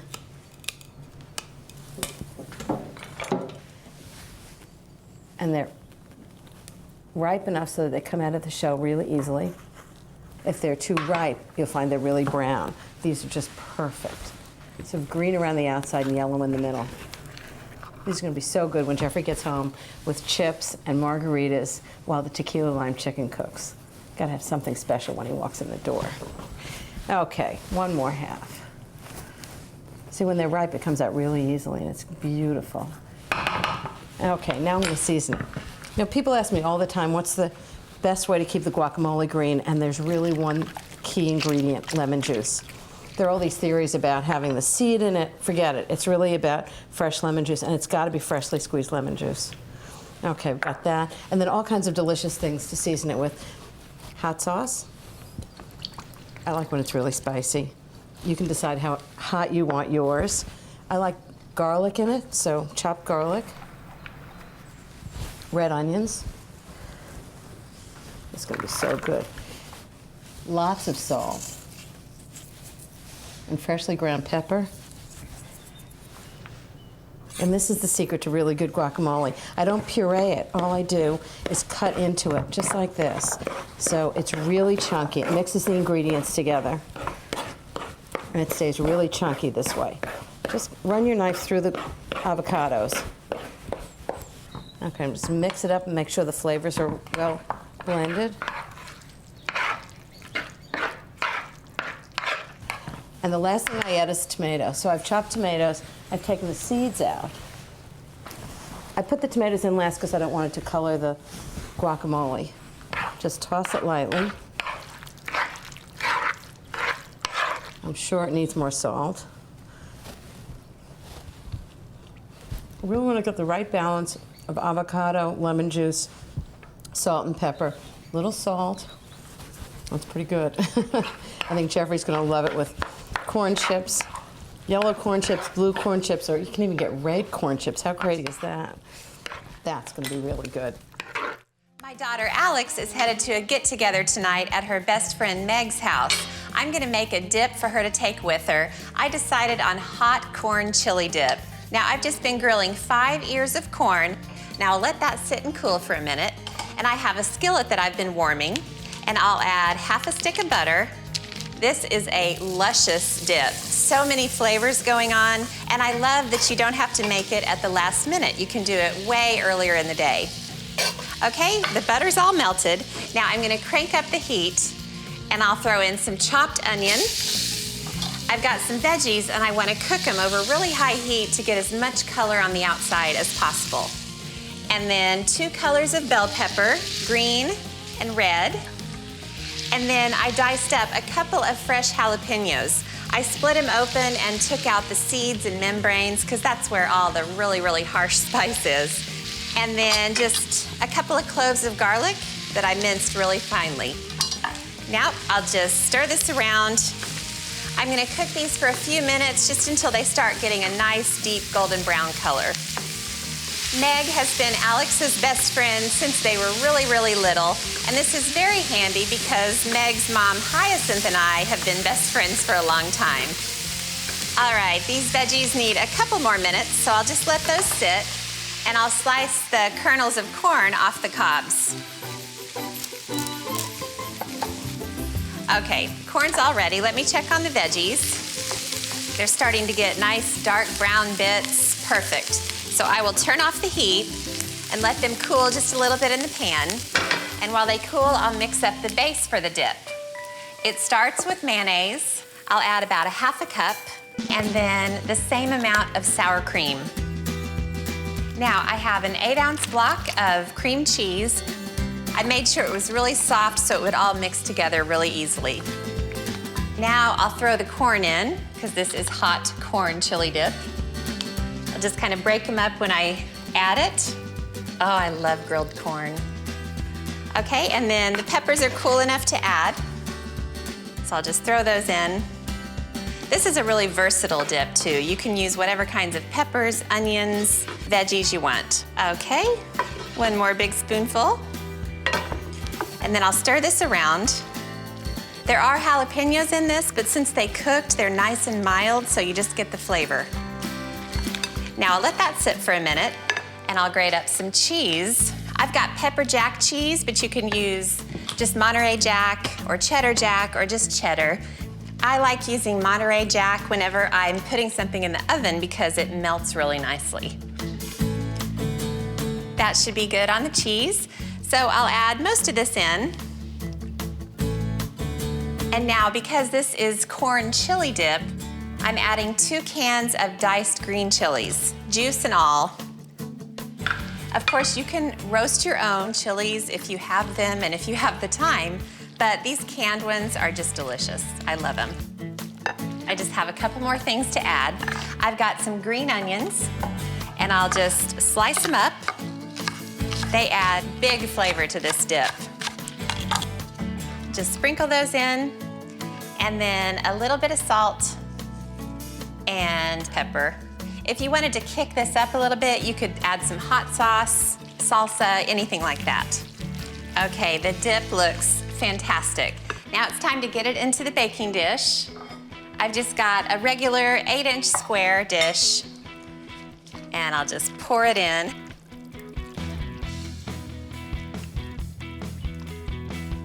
Okay, now to top it off, I'll just sprinkle on some extra pepper jack cheese. Now I'll just cover it with foil and it'll be all ready to go in the oven. Now I'm just gonna grab some chips to go with it.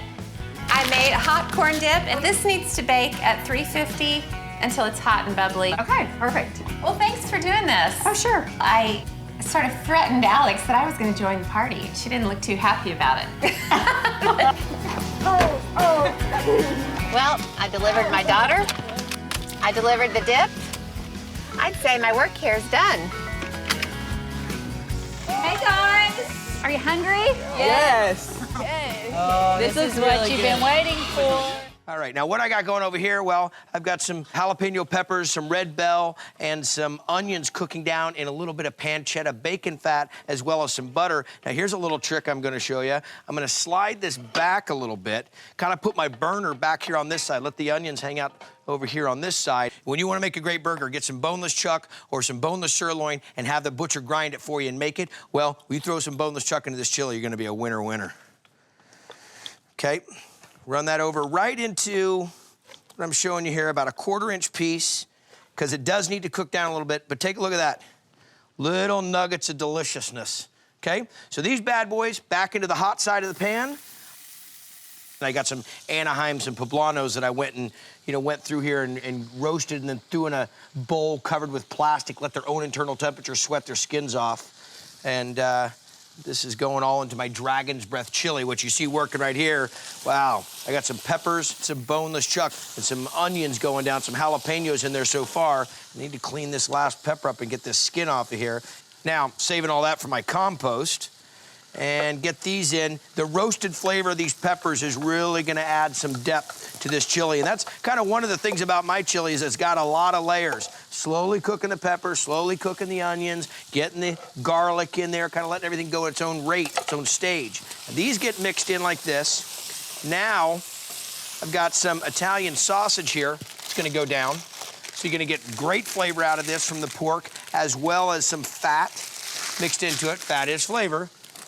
And then look at that, little ground chuck and chili grind, so nice and thick. So got different textures of meat, different layers of peppers, different styles of flavors. There's some real complexity to this.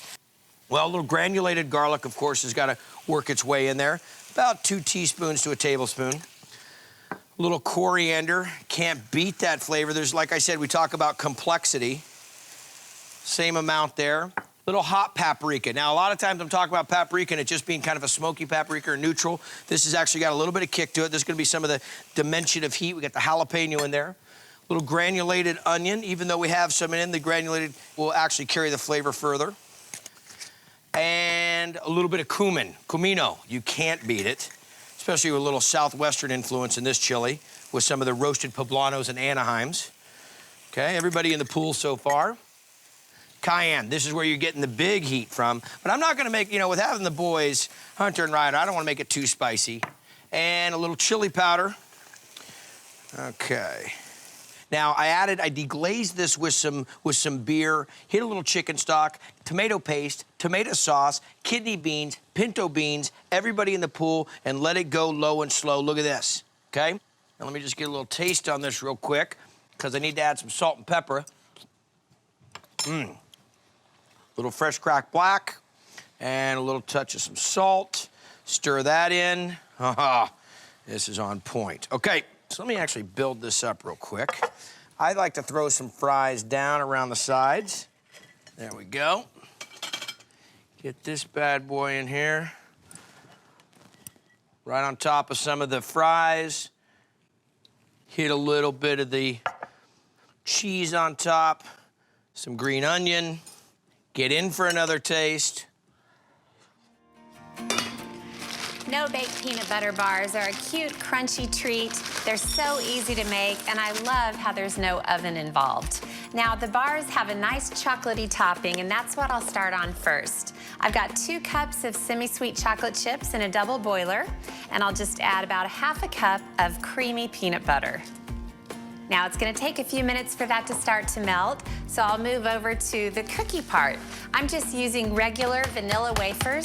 I've got them in a big plastic bag, and I'm just using a rolling pin to break them up. These cookies will serve as the structure of the peanut butter bars, and I love that they just come straight out of the pantry. So that's looking good right there. Now, I'll move on to the mixer, and I've got 2 sticks of salted butter. Now, butter is not a pantry item. The butter is sort of indispensable when it comes to making these bars delicious. So I'll forgive myself just this once. Now, into this mixture, I'm gonna add a cup of crunchy peanut butter. All right, that looks like about a cup. Now, I'll start mixing this together. Butter and peanut butter. What is the world coming to? Now, while that mixes together, I'll check on the topping. Things are looking good over here. Oh, the peanut butter's all melted and the chocolate is too. So I'll just stir it around until it's totally mixed together. All right, that is looking great. Now I'll take that off to cool a bit. Now back to the mixer. I'm gonna add a little sweetness to this. 2 cups of powdered sugar, and I've learned the hard way to add 1 cup at a time. Now I'll turn it on and let it mix. And then I'll add the 2nd cup.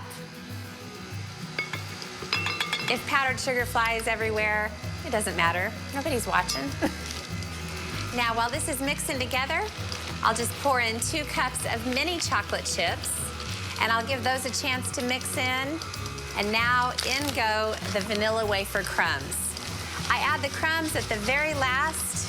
I don't want them to crush up and get too fine in the mixing process. Okay, that is all mixed together. I do not want to overmix it and crush up all those crumbs. Now I have a 9 by 13 inch pan. I smeared it with butter, and I'll just get the paddle, get all that extra off. And then this just goes right into the buttered pan. Now I'm just using the spatula to press it into a single layer. Try to get the top as flat as I can.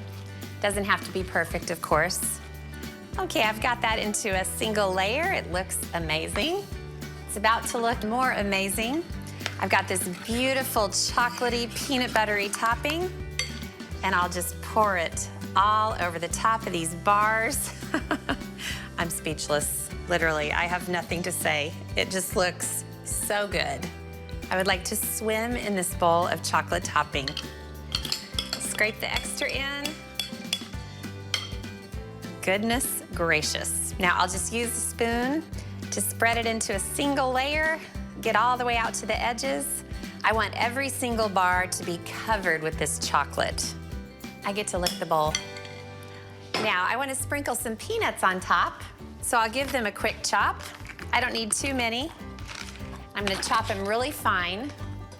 And this is where you could also have some fun. You could just do vanilla wafer crumbs on top if you don't want to do nuts, saltines, even crushed up pretzels. Wow, that should be good. I'll just grab them and sprinkle them over. These are so darn easy. I make them a lot and I never can get over how simple they are to make. Now you can do just a light sprinkling of nuts, or you can do a really thick layer. I'm somewhere in between. Absolutely perfect. Now I've got to get these into the fridge to set. I'm gonna put them in there for at least an hour, and then they'll be all ready to cut. I cannot believe this pan was made from only pantry ingredients. Well, and a little bit of butter.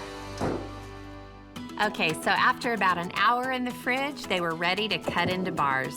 3 cuts lengthwise and 4 cuts across. Then I piled all 20 of them onto a cake stand. Got one more to go, and it's sliders. They're baby burgers. They're my favorite, and I bet you can't eat just one. They're next.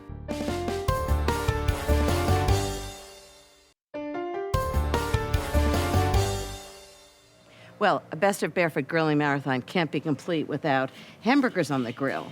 But I'm gonna shake things up a little bit. I'm doing sliders. They're baby burgers, and they're so good. Next, the burgers. Aren't these just adorable? I'm gonna cook these for 4 minutes on either side. The last 2 minutes, I'm gonna put grated Gruyere on. It's gonna be delicious.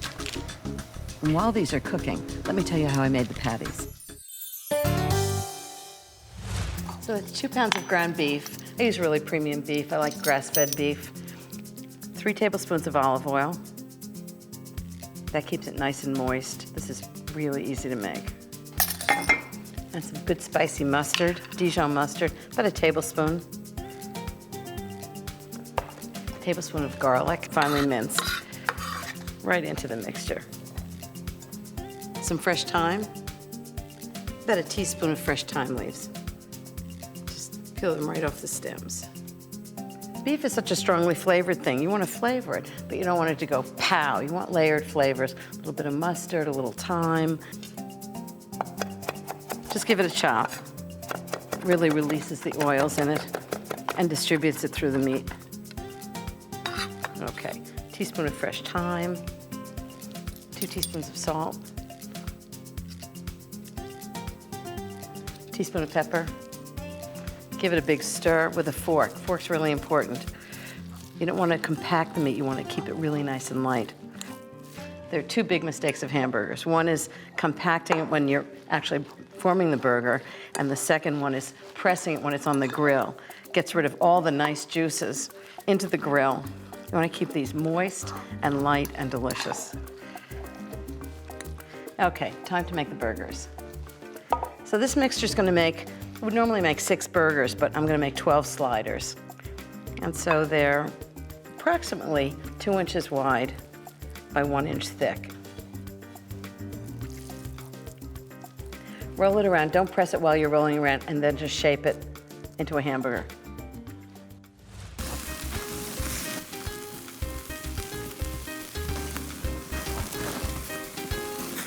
Okay, these are perfectly grilled. I'm gonna take them off. You can make them any way you like, just plain with Gruyere. I have arugula, onions, tomatoes. That's the thing about burgers. You can build them any way you want. And the buns are perfectly grilled. They're actually brioche. So I like them really simple. Bun, slider, Gruyere cheese, and top. So that's everything I know about grilling. Have a wonderful time. This is the beginning. Wow, that is so good.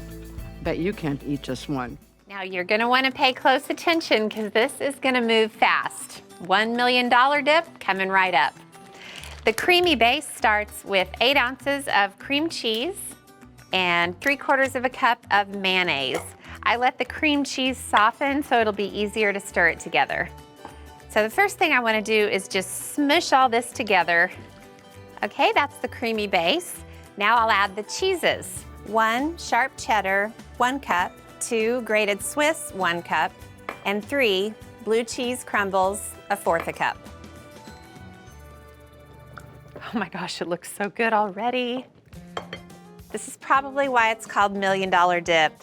I'm gonna add 8 pieces of bacon that have been fried crisp and cut really fine into a dice, and then some toasted almonds. And to toast them, I just bought slivered almonds and put them in a dry skillet over medium-low heat and just kind of shook the skillet for about 5 minutes until they were golden and nutty. I could stop right here and eat this for dinner. It is that good. Okay, the nuts and the bacon are mixed in. So I have a big pile of sliced green onions, 3 green onions to be exact. And for seasoning, I'm gonna keep it pretty simple. About 1/2 teaspoon of kosher salt and 1/4 teaspoon of black pepper, 1/4 teaspoon of garlic powder, and just a little bit of cayenne, about 1/8 teaspoon.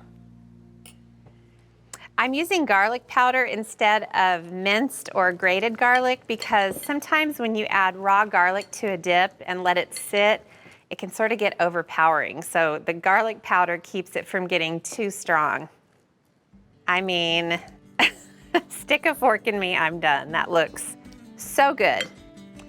So I'm gonna go ahead and transfer it to the bowl that I'll serve it in. And it really just comes out in one neat little pile. What a dip. I'm gonna cover it with plastic wrap because I wanna put it into the fridge for about 4 hours. And then when I serve it, I'll sprinkle on some extra green onions and I'll serve it with crackers. See what I mean by fast? All right, into the fridge. So here it is with chips and crackers, an amazing cookout dip. $1 million dip to be exact. I am definitely a fan. So this is how I do quick and easy cookouts on the ranch. Now I just need some people to come up here and help me eat all of this.